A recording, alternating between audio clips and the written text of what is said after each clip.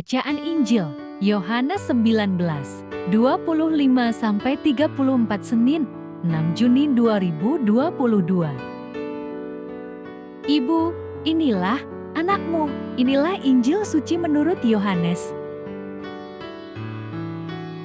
Dekat salib Yesus, berdiri ibunya dan saudara ibunya, Maria, istri Klopas dan Maria Magdalene.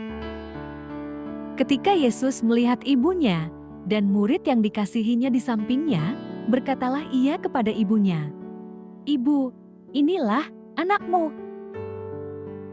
Kemudian katanya kepada muridnya, "Inilah ibumu." Dan sejak saat itu, murid itu menerima dia di dalam rumahnya.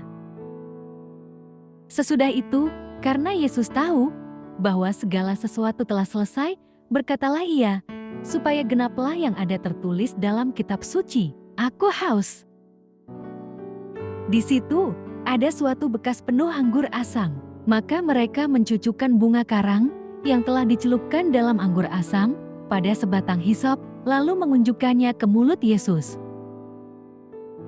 Sesudah Yesus meminum anggur asam itu, berkatalah ia, "Sudah selesai." Lalu ia menundukkan kepalanya dan menyerahkan nyawanya.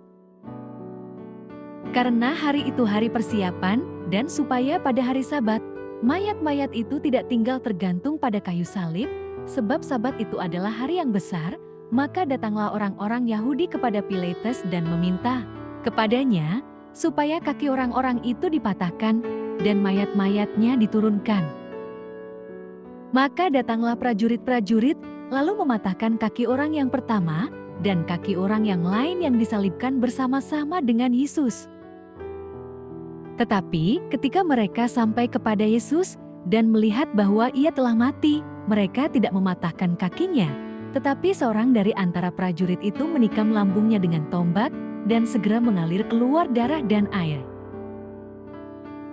Demikianlah sabda Tuhan, terpujilah Kristus. Renungan Injil, tanda-tanda nubuat. Sebagai saksi mata, Rasul Yohanes mengingat secara terperinci adegan penyaliban Yesus. Namun, pikirannya lebih tertuju pada beberapa nubuat yang tergenapi menjelang kematian Yesus. Pertama, Yesus meminta air. Permintaan terakhir Yesus ini menggenapi. Sayangnya, budaya menghormati permintaan terakhir tidak dikenal saat itu. Para eksekutor ingin terus mengolok-olok terpidana mati. Mereka menyodorkan anggur asam kepada Yesus. Kedua, kaki Yesus tidak dipatahkan.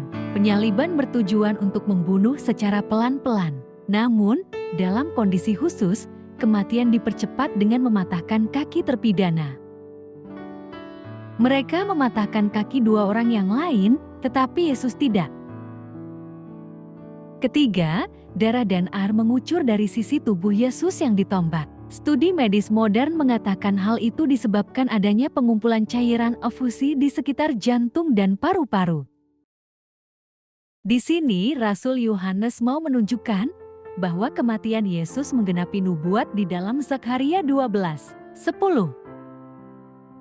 Rencana keselamatan Allah melalui kematian Sang Mesias telah dinubuatkan dalam Perjanjian Lama ribuan tahun sebelum hal itu terjadi.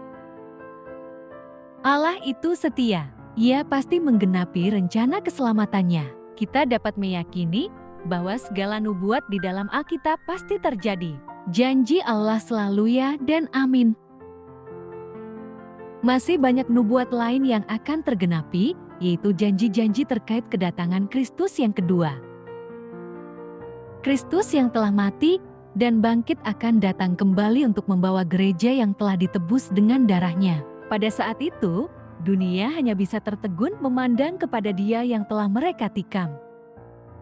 Kita patut bersyukur atas dua hal. Pertama, kita bersyukur setiap kali mengingat kematian Tuhan kita, Yesus Kristus. Ia telah menggantikan kita yang seharusnya dihukum mati karena dosa-dosa kita.